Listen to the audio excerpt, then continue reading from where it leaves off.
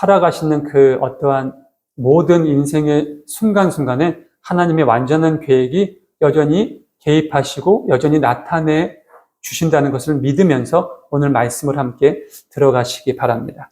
자, 우리 본문을 한번 보죠. 제가 사실 그 사복음서에서 특히 공간복음이라 얘기하는 마태, 마가, 누가복음은 이 시점을 똑같이 이야기합니다. 사실 단어 몇 개만 좀 달라졌지 똑같은 시점, 똑같은 장소, 똑같은 상황을 이야기해요. 그래서 마태, 마가, 누가복음을 공통된 관심사, 공통된 관점으로 바라본 성경이라고 해서 세 개를 묶죠. 사실 요한복음은 사복음서 안에 들어있지만 사실은 제4의 복음서 또 다른 성경책으로 이렇게 분리를 합니다. 어저께도 이 부분의 본문을 정하려다가 요한복음을 택한 이유가 있습니다. 왜냐하면 요한이 이야기한 예수님의 그 시점을 함께 나누고 싶었습니다. 자, 볼게요. 자, 다음 날에는 명절을 지키러 온 많은 무리가, 명절이면 어떤 명절인가요, 여러분? 우리 가장 큰 명절이 뭐죠? 유대인에게 있어서 바로 유월절입니다. 맞습니다. 유월절이죠. 유월절 하면 뭐가 생각나세요? 가장 딱 먼저 떠오르는 게 모세 때 출애굽 생각이 나시죠? 출애굽 때 마지막 10번째 재앙이죠. 장자의 죽음. 그 바로의 자리에 앉아 있었던 바로의 맏아들부터 사실은 문설주에 하나님께서 지시한 그 행위를 하지 않았었던 이스라엘 백성의 장자도 예외는 아니었습니다. 하지만 이스라엘 백성들은 하나님을 믿고 의지했기 때문에 한 명의 가정도 빠짐없이 하나님이 원하시는, 하나님이 뜻하는 그 방식을 행했죠. 그랬기에 죽음의 사자가 그 문집 앞은 지나갔습니다. 그렇게 성경 기자는 출애굽기에서 고백하고 있습니다. 바로 그날이에요. 그 이후에 유월절을 유대인들은 가장 중요한 절기로 지켜오고 있습니다.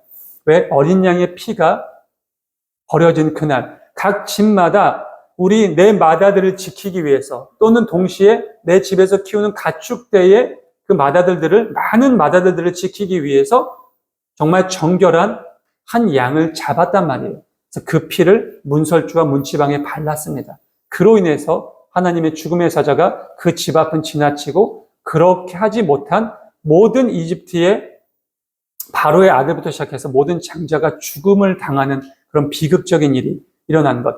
근데 죽음을 당했다. 비극적인 일이 있었다. 그날 저녁에 이집트 온 땅에 통곡이 있었다는 중요하지 않아요. 하나님의 시점은 내가 구하고자 하는 그 백성에게 있었거든요. 그 백성들. 바로 그것을 기념하는 것이 유월절입니다. 바로 그 유월절을 지키기 위해서 며칠 후에 있을 거거든요. 예수님께서 예루살렘에 입성한 오늘 종려주일 이후에 며칠 만에 돌아가세요. 계산해 보시면 되잖아요. 금요일 날 새벽에 돌아가셨으니까 5일 만에 돌아가세요. 네. 5일 만에 돌아가시는데 그러면 바로 다음 날에는 명절. 그러니까 오늘 주일날 말고 다음 날 월요일부터는 그 한 3, 4일 후에 있을 유월절을 준비하기 위해, 지키기 위해서 유대인들, 여기저기에서 퍼져 살고 있는 유대인들이 속속들이 예루살렘 성전으로 들어오던 시점을 이야기합니다. 자, 많은 무리가 들어오도 왔지만 예수님께서도 예루살렘에 들어오신다는 말을 듣게 됐다는 거예요.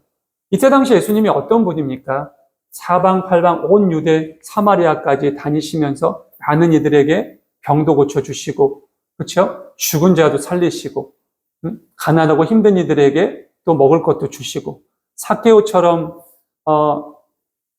어떻게 보면 그 권력의 중심에 서서 사람들의 고열을 짜냈었던 그런 관리들도 용서하사 당신의 제자로 받아들이시는 많은 이적들, 많은 주님의 복음을 전하시면서 하나님의 말씀을 전하시면서 이렇게 다니셨다는 그런 이야기를 들었어요. 근데 그 예수님도 함께 들어오신다는 얘기를 들은 거예요. 근데 그들은 예수님도 유월절 절기를 지키러 들어오셨구나라고 그렇게 생각했겠죠. 당연히. 그래서 종려나무 가지를 꺾어들고 그분을 맞으러 나간 거예요. 예루살렘 성문 앞으로. 그래서 오늘을 종려주일이라고 합니다. 그들이 예수님을 맞기 위해서 종려나무 가지를 흔들었다라고 해서요. 주님의 이름으로 오시는 이에게 복이 있기를 호산나 하면서 찬양을 부르고 찬송을 부르죠. 어떻게 보면 예수님께서 굉장히 화려하게 입성하실 거라고 생각했을 거예요.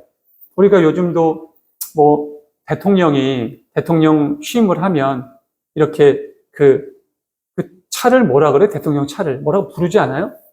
갑자기 생각이 나. 그 차를 몰고 이렇게 오다가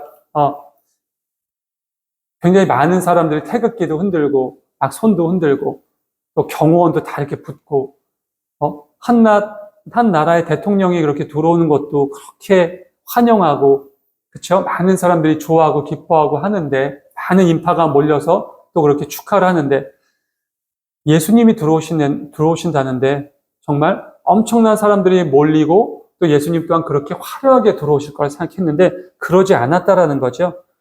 나귀도 어린 나귀, 아주 작은 나귀를 타고 오셨다라는 겁니다. 그건 뭘 뜻하냐? 바로 겸손을 뜻하는 거죠. 그래서 우리가 예수님을 겸손의 왕이라고 그렇게 지칭하는 겁니다. 이 말씀은 구약의 예언자를 통해서 기록되어 있는 이야기입니다. 그분은 겸손하셔서 그분은 너무나 죽기까지 충성하시고 이미 모든 것이 낮아지셨기 때문에 그냥 어린 나귀를 타고 초라하게 들어오실 거다. 초라하게 예루살렘으로 입성하실 거다라는 성경의 말씀을 이뤘다라는 거죠. 근데 거기서 기다리는 사람들의 시선과 마음은 그렇지 않았다라는 거예요. 무슨 우리를 구원하실 저 왕이 호산나 주님의 이름으로 오시는 이에게 복이 있기를 이스라엘의 왕에게 복이 있기를 그렇게 찬양하고 외쳤는데 뭘 저렇게 초라하게 들어와? 옷도 화려하지도 않고 뭔가 이게 잘못된 거 아닌가라는 어떤 그러한 상황이었을 거예요. 그리고 과연 예수님을 맞이한 사람들이 과연 몇 명이나 됐을까 한 것도 사실 의문점이긴 해요.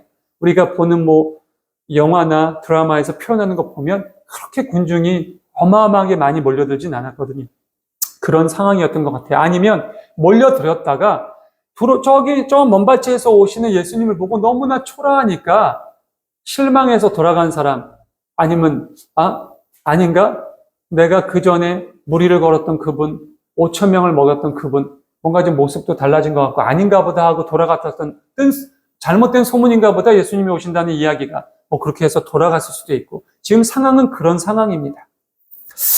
자, 시온아 따라 두려워하지 말아라 보아라 내 임금이 어린 나귀를 타고 오신다. 이 모든 말씀을 다 이루셨어요.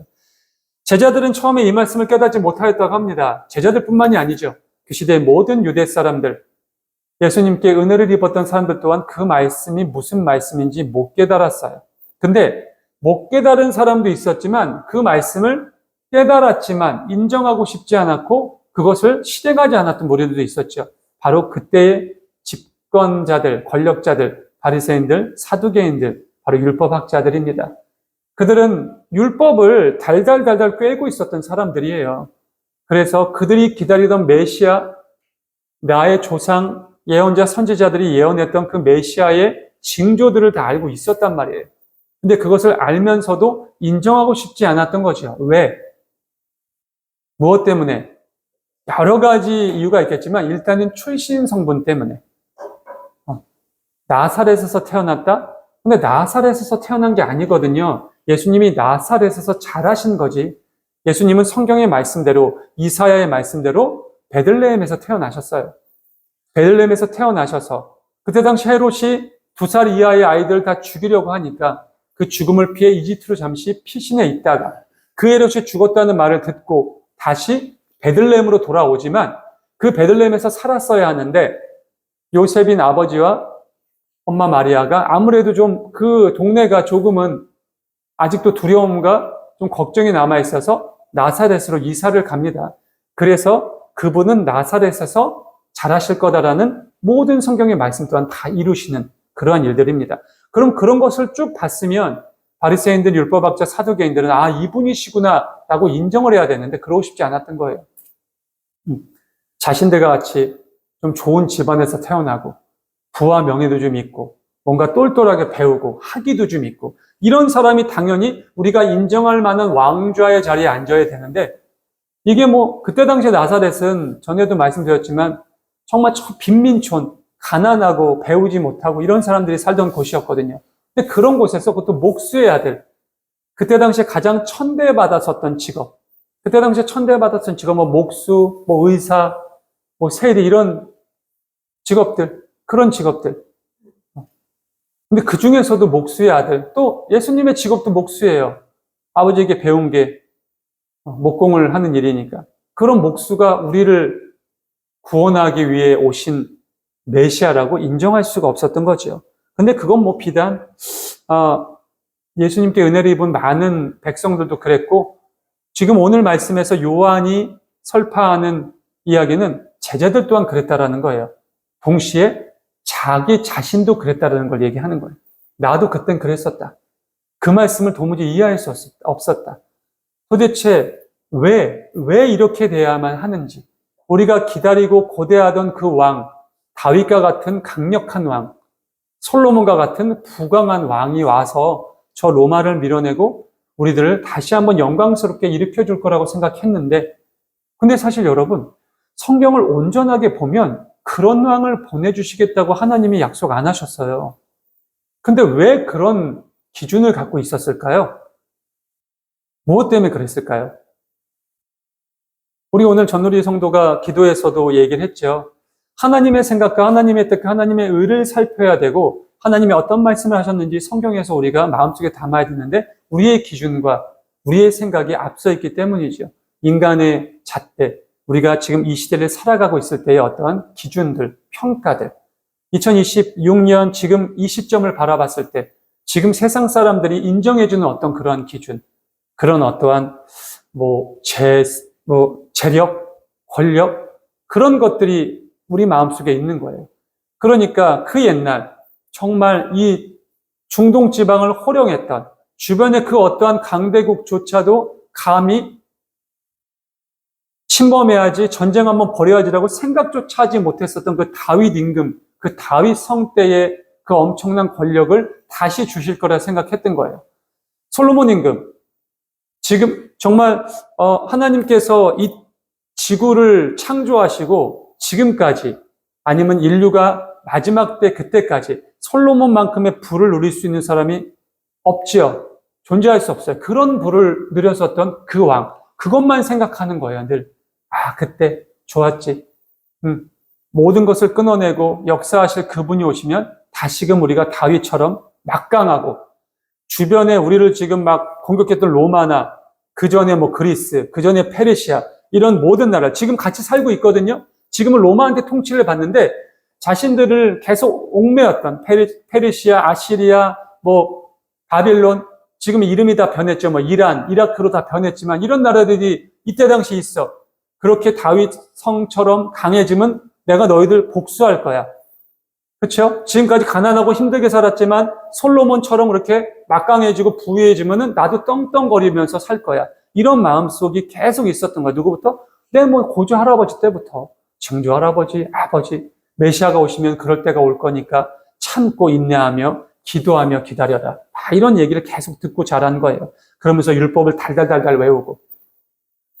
근데 오늘 종료주일에 그 메시아가 들어오세요. 본인들이 목청껏 외쳤어요. 호산나, 우리의 임금으로 오실 예수 그리스도에게 영광이 있길 바란다고.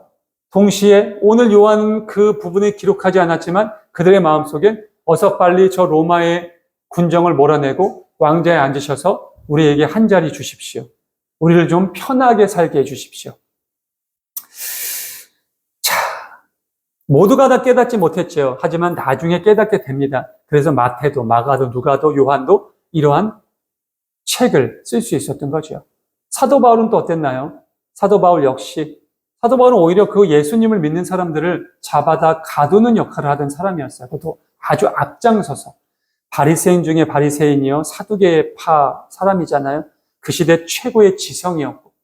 근데 다마스쿠스에서 예수님을 영적으로 만나고 눈이 먼 후에 인생이 송두리째 바뀌어버리며 예수님을 믿고 그분을 옹호했던 사람들을 잡아다 가두고 벌을 주고 죽이던 사람에서 오히려 예수님을 전파하는 사람으로 변화하게 됩니다. 그게 그런 거거든요. 깨닫기 전에는 어쩔 수 없어요. 다 그렇죠. 저도 그랬고 지금 여기 앉아 계신 여러분들도 다 그러시고. 주께서 영광을 받으신 뒤에야 이것이 예수를 두고 기록한 것이라는 것을 깨닫게 됐다는 거예요. 예수님이 영광을 받으신 뒤에야. 또 예수께서 무덤에서 나사로를 불러내신 사건, 단순히 이 사건뿐만 아니라 여러 가지 일 때문에 사두개인이나 바리새파 율법학자들은 예수를 어떻게 하면 죽일까? 그 나사로까지 같이 죽이려고 했거든요. 근데 그러지 못해 사람들 때문에. 근데 이미 예수님이 입성을 하신 후에 많은 군중들이 예수에게 몰려드니까 이들도 이제 자포자기한 거예요. 봐라, 이제 다 끝났다. 온 세상이 다 그를 지금 따라가고 있다. 라고 얘기하는 거죠. 근데 사실 온 세상이 그들을 따라가고 있는 걸 봤다면 그들도 좀 뭔가 생각이 좀 바뀌고 정말 메시아인가? 내 조상 이사야가 말씀하셨던 우리의 율법 속에서 얘기하던 예표하던 그분인가? 다시 한번 좀 말씀을 보고 다시 한번 공부를 하고 다시 한번 기도를 해봐야 되는 것이 인지상정 아니에요? 근데 그러지 않았다라는 거예요. 더더욱 그를 넘어뜨리게 할 궁리를 만들어서 어떻게든 그를 빨랑 제거해야 되겠다 한 거죠. 그래서 그들이 사용한 방법이 뭐예요? 그 12제자 중에 한 명인 유다를 꿰는 거였죠. 유대에게 예수가 어디 있는지 어떻게 행적을 하는지를 확인하고 은 30냥으로 예수를 팔죠. 다들 아시다시피 그렇게 예수님은 돌아가시고요. 제가 오늘 왜 하나님의 완전한 계획 7번째 말씀이라고 말씀드렸냐? 여러분, 모세가 출애굽 전 애굽으로 들어가서 바로와 담판을 벌입니다. 가끔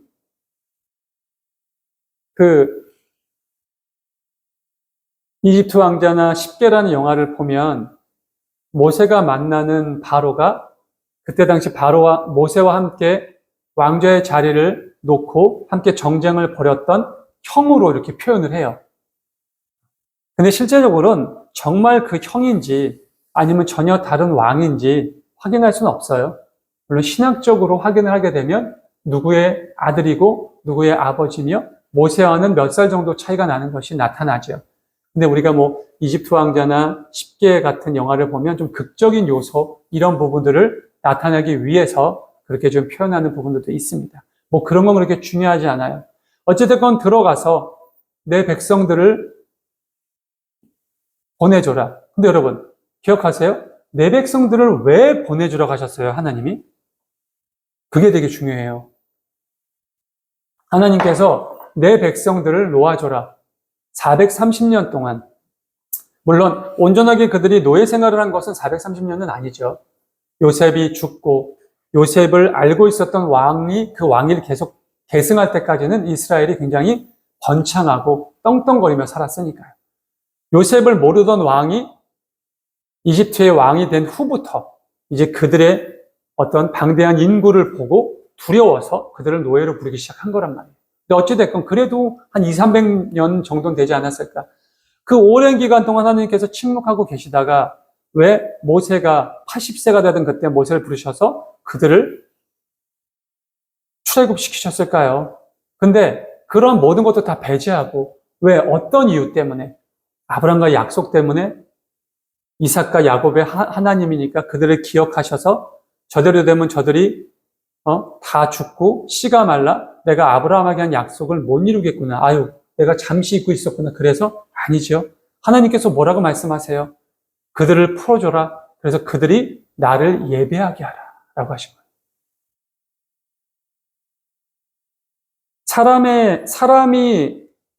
그러니까 하나님이 우리를 창조하신 이유는 아주 명확합니다.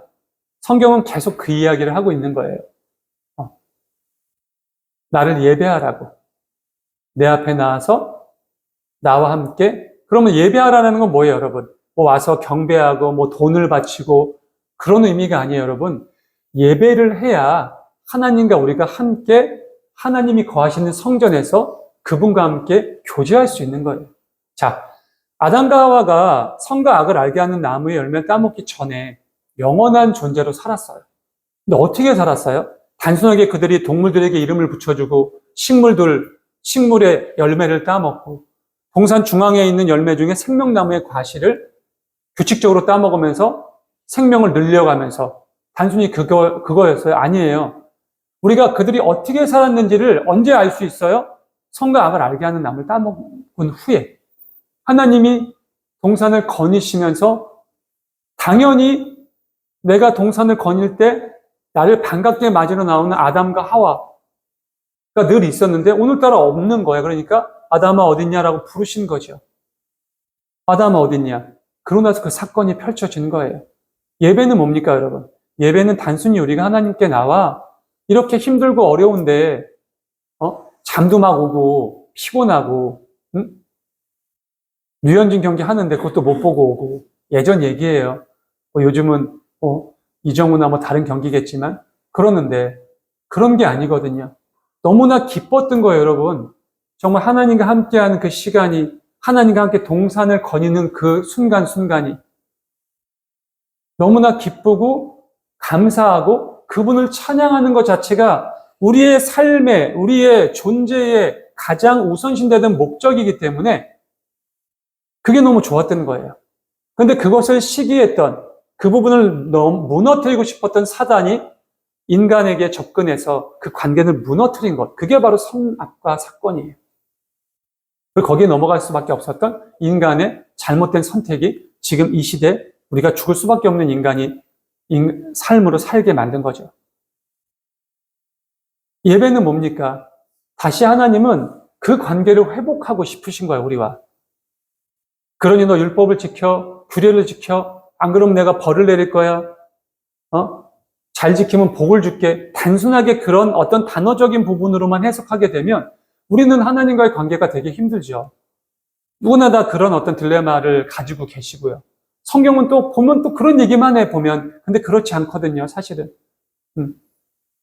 노아 용서를 보면 하나님에게 의인으로 인정받았던 노아, 그로 인해서 그의 가족들만 살려주신 것 같아. 그럼 나머지 모든, 제가 그때 당시 멸망받은 인류가 몇 명이라고 해서 여러분들에게 대략 한 150억 명 정도 됐다 그랬죠. 최하예요, 최하. 최하가 산술적으로 150억이에요, 여러분. 그럼 지금 온 지구상의 인류보다 2배가 많은 인류예요. 그러면 꼴랑 8명을 살리시고자 150명을 수장시키셨어요. 근데 하나님은 그러시고 싶으셨을까요? 아니죠. 기회를 줬잖아요. 얼마나 줬어요? 100년을 줬잖아요. 100년을. 100일도 아니에요, 여러분. 100주도 아니에요. 100년을 줬단 말이에요. 100년을.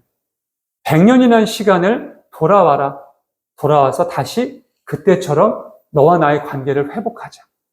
소위 말해서 하나님이 창조주이신 그분이 야 우리 잘 지내보자. 응? 사실 잘못은 우리가 했거든요. 법도 우리가 어겼고 약속도 우리가 저버렸어요.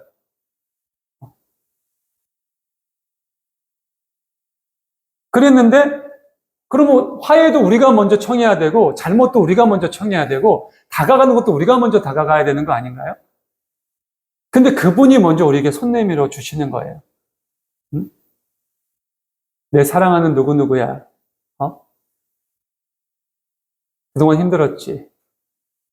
지금까지 너무나 고되고 어려운 삶을 살았지. 응? 내가 사실은 기다렸단다. 네가 나를 다시 찾기를. 네가 나에게 돌아오기를. 근데 안 오더라. 그래서 내가 이렇게 왔다. 응? 다시 돌아오렴. 다시 나를 바라보렴.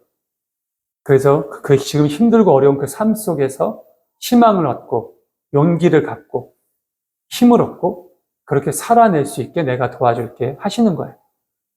하나님께서 아브라함을 부르실 때 똑같은 심정이신 거예요. 야곱에게, 요셉에게, 모세에게, 다윗에게 다 똑같은 거예요. 근데 너무나 재밌는 건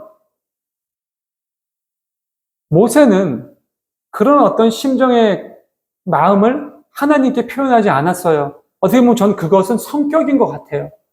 그것은 좀 그 사람의 기질인 것 같아요. 요즘 우리 말로 MBTI가 모세가 아주 스페셜 F인가 봐. 그런 거 잘 못하는 것 같아요. 근데 스페셜 T가 있죠. 다윗 같은 인물 또는 모세의 누나 미리암 같은 인물. 미리암의 노래 또 한나 같은 한나의 노래. 그들은 그들의 노래를 통해서 하나님의 그것을 찬양한단 말이에요. 한나 어땠어요? 평생을 아이 없이 살다가 손가락질 받고 근데 아이 하나 주셨어. 근데 그걸 가지고 한나는 바로 노래를 부릅니다. 나를 한 번도 잊지 않으신 하나님, 나와 늘 함께 해주신 하나님, 나의 고민과 아픔을 반드시 성취시켜 주신 하나님이라고 말이죠. 미리암도 마찬가지고, 다윗은요, 뭐 이루 말로 표현할 게 없죠. 시편의 3분의 1 이상이 다윗의 시인데요. 다윗은 자신의 친아들인 압살롬에게 죽임을 당할 수밖에 없는 그 상황 속에서 도망 나오잖아요. 그 압살롬에게 이스라엘 성을 다 주고 도망을 나와서 떠돌이 생활을 하면서 얼마나 비참합니까, 여러분? 여러분들 생각해 보세요. 양아들도 아니에요. 친아들이에요. 친아들이 자신을 몰아냈어요. 그리고 아버지를 죽이려고 했어요. 왜? 아버지를 죽여야 자신의 왕자가 영원하니까. 아버지가 어떤 사람인 줄 알거든요. 다윗이 얼마나 엄청난 장수란 걸 안단 말이에요. 근데 도망 다녔어. 도망 다닌 것도 아니에요. 다윗이 맘만 먹으면 압살롬 정도 무찌르는 거 일도 아니었어요. 근데 어떻게 아비가 아들을 죽입니까? 아들은 부모를 죽여도 부모는 자식을 죽일 수가 없는 거예요, 여러분. 그래서 다윗은 그렇게 떠돌아다닌 거예요. 그러면서 쓴 시가 뭐예요, 여러분? 다윗이 어떤 시를 씁니까? 주님, 저 배은망덕한 놈 정신 좀 차리게 해주십시오. 아, 저도 지금 너무 힘들고 어렵습니다, 주님. 저에게 좀 위로해 주세요. 이게 아니었어요. 사슴이 시냇물을 찾기에 갈급함 같이 나의 영이 주님을 찾기에 갈급하나이다. 그 시가 그때 나오는 거예요. 그 시가 그때. 그 엄청난 시가. 다윗이 간구한 건 다른 게 아니에요. 하나님, 어디 계십니까? 왜 나와 함께 해주시지 않으십니까? 자식에게 쫓겨났어. 목숨의 위협을 계속 받아. 평안하고 편안하게 살던 그 다윗성에서 쫓겨나서 여기저기 방황하면서 살아. 길에서 자고, 길에서 먹고. 그러면서도 그런 것을 한탄하고 불만해하지 않아요. 단순하게 그럼 뭘 하나님께 구해요? 하나님, 제가 잘못했습니다. 저를 용서해 주시고 다시금 저를 찾아와 주십시오. 저와 함께 해 주십시오. 오늘 예수님이 종려주일 자신이 오일리에 십자가에 못 박혀 죽으실 걸 뻔히 알면서도 담대하게 들어오신 이유는 바로 내 아버지 하나님의 말씀을 이루시기 위함이에요. 예수님도 기도하셨잖아요. 주님, 가능하면은 제가 안 죽으면 안 될까요? 3번씩이나. 하나님, 나의 아버지요? 아버지의 뜻이라면 이 잔을 저에게서 돌려주시길 원합니다. 간절히 원합니다. 근데 제 뜻대로 하지 마옵시고. 자, 그럼 예수님의 뜻은 뭐였다라는 거예요, 여러분? 살고 싶으셨다라는 거예요. 예수님도 살고 싶으셨다라는 거야. 근데 주님, 아버지, 내 뜻대로 하지 마옵시고 아버지의 뜻대로 되기를 원합니다. 사랑하는 성도 여러분, 예수님이 우리에게 하신 건 무엇이냐면 여러분, 너네들 힘들어, 어려워, 뭔가 고민이 있어, 아픔이 있어, 내가 그거 다 해결해 줄게. 내가 그거 다 안고 가줄게. 이거 아니에요. 성경을 그렇게 보시면 지금부터 다시 보셔야 돼요. 내가 성공하기 위해서 성경 보시면 안 돼요. 내가 안락하기 위해서 말씀에 들어오시면 안 돼요. 내가 어제보다 더 나은 삶을 살기 위해서 말씀을 보시는 게 아니에요. 말씀을 보시는 이유는 말씀의 주인공은 누가 뭐라 그래도 예수님이거든요. 태초 창세기 1장 1절부터 요한계시록 마지막 절까지 곳곳에 예수님이 예표되어 있어요. 그럼 그 예수님을 예표하신 분은 누구? 하나님. 다른 분인가요? 아니에요. 같은 분이에요. 삼위일체 하나님의 그 개념이 정립되기 위해서는 굉장히 오랜 시간이 걸려요, 여러분. 머리로 지식으로 알 수 있는 게 아니에요. 저명한 신학자가 쓴 책, 1000권이고 10,000권이고 백날 읽어보세요. 그거 정립 안 돼요, 여러분. 이단으로는 빠지겠죠. 이단으로는 가실 수 있을 거예요. 정립 안 됩니다. 그 정립 누가 해주셔야 돼? 인간이 못해요. 우리는 하나님께 갈 수 없어요. 우리 스스로 절대로. 그분이 우리를 불러주셔야 돼요. 그분이 우리를 찾아주셔야 돼요. 그분이 우리를 두드려 주셔야 우리가 응답하는 거예요. 근데 성경을 보고 우리는 자꾸 다른 걸 찾아요. 뭘 찾아? 부수적인 부분들을 찾아요. 어떻게 하면 잘 살 수 있을까? 어떻게 하면 건강할 수 있을까? 어떻게 하면 우리 가정이 화목할 수 있을까? 어떻게 하면 내 사업이 번창할 수 있을까? 어떻게 하면 좋은 아내를 맞을 수 있을까? 어떻게 하면 좋은 남편을 가질 수 있을까? 어떻게 하면 주변 사람들에게 좀 잘난 사람으로 성공할 수 있을까? 그건 부수적인 거라 말씀드렸잖아요. 근데 중요한 건 뭐냐면 가장 중요한 부분을 놓치고 있다는 거. 그게 뭘까요? 예수님이 걸어가신 그 길을 동행할 수 있어야 된다는 거예요. 가실 수 있으세요? 그 십자가의 길을, 그 겸손의 길을, 그 희생의 길을, 그 길을 가실 수 있어야 그 부수적인 것들이 다 따라오는 거거든요. 예수님은 죽기까지 충성하셨어. 본인도 가고 싶지 않았지만, 근데 끝내 십자가에 못 박혀 죽으시고 3일 만에 부활하셨어요. 죽은 자의 가운데서 첫 열매가 되셨죠. 그러면서 뭘 얻으셨어요? 하나님의 우편의 자리에 앉는 그 절대적인 권력과 영광을 얻으셨잖아요. 부활하신 후에 40일 동안 제자들과 함께 있으시면서 엄청난 이적들이 나타났죠. 동시에 막 몇 군데 나타나셨어요, 예수님께서. 지금 예수님이 내 앞에 계신데 지금 서울에도 나타나시고 광주에도 나타나시고 영국 런던, 도쿄, 워싱턴 다 나타나시는 거 동시에. 그리고 방금 분명 문 앞에 계셔서 귀신 줄 알고 들어왔더니 여기 계셔. 뭐예요? 시 공간을 초월하는 새로운 육신을 얻으셨어요. 그리고 모든 것을 다 하실 수 있는 그런 능력을 하나님이 부여해 주시는 거예요. 우리에게 그 말씀을 하시는 거예요. 사랑하는 나의 제자들아, 백성들아, 너희가 지금은 깨닫지 못하지만 조만간 나와 얼굴과 얼굴을 맞대어 볼 날이 올 거다. 그러면 너희들이 그때 깨닫게 될 거다. 제자들은 깨달았죠. 오순절 다락방 성령의 임재를 통해 제자들의 인생이 180도 바뀌면서 그들의 인생이 완전히 무너집니다. 그리고 그들이 그동안 추구했던 삶을 뭐로 생각했다고요? 배설물로 처리한다고. 내가 그동안 생각했었던 성공, 재력, 권력, 자랑 모든 것이 똥처럼 처리한다고. 똥처럼. 똥오줌으로 처리한다고요. 배설물로. 그리고 나는 지금 이 시간부터 어떤 것에 가치를 두고 사냐? 오직 예수님. 주와 함께 죽고 주와 함께 산다라는 겁니다.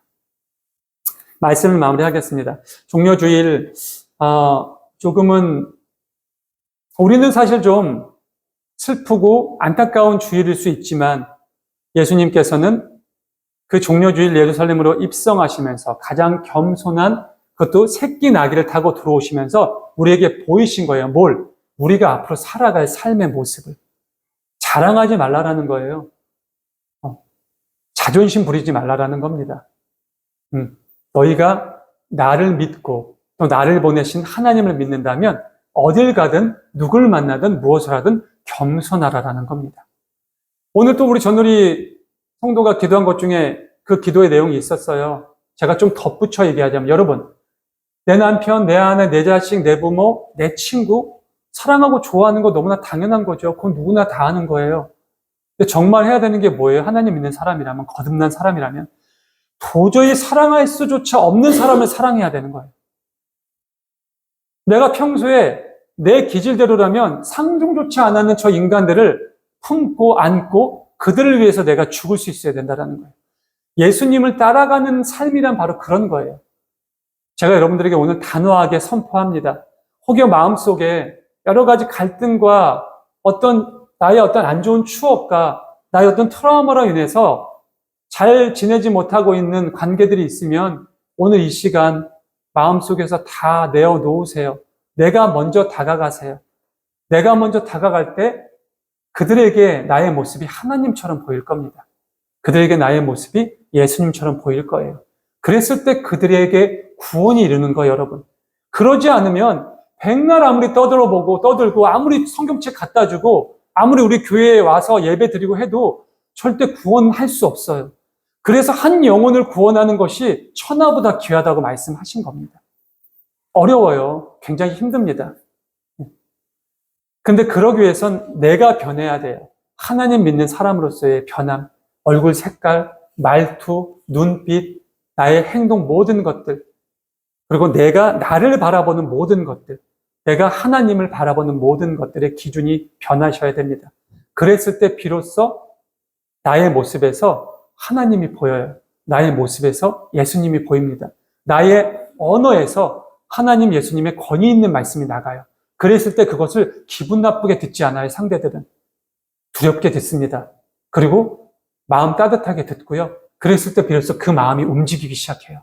그랬을 때 이 자리가 채워지는 겁니다. 제가 여러분들에게 그랬잖아요. 한 명만 전도하시라고. 그 한 명을 여러분들처럼 만드시라고. 그리고 그 한 명이 또 한 명을 하게 될 거라고. 사랑이 없으면 우리 그리스도교는 아무 의미가 없어요, 여러분. 우리는 꽹과리와 같습니다. 사랑하실 수 있기 바랍니다. 내가 나를 사랑하는 게 먼저예요. 내가 나를 사랑하지 않는데 누굴 사랑합니까, 여러분? 그렇잖아요. 내 몸을 막 학대하고, 워커홀릭, 예? 막 술 마시고 담배 피고, 내 건강 막 해치면서 내가 누구를 사랑해요? 아니에요. 먼저 나의 건강을 챙기시고, 나의 마음을 챙기시고, 나의 신앙을 바로잡으시고, 나의 모든 것을 먼저 사랑하신 후에 그 다음 자식이고, 그 다음 아내고, 그 다음 부모예요. 저는 이건 명확하게 말씀드려요. 그래야지 건강한 관계가 유지될 수 있는 겁니다. 하나님과의 관계도 마찬가지예요. 먼저 나의 신앙을, 내가 하나님을 바라보는 모습을 먼저 온전하게 채워 넣으세요. 그러고 하나님을 바라보셔야 돼요. 그랬을 때 말씀이 정말 송이꿀처럼 달고 오묘하게 나에게 다가올 겁니다. 그렇게 한 발 한 발 성숙된 믿음, 성장된 관계, 또 우리 사랑하는 하나님과 동행하는 모든 성도들의 눈빛과 말투와 행동 하나하나에 예수님이 가신 그 길이 나타날 수 있기를 간절히 소망하고 또 간곡히 축원합니다. 기도하겠습니다.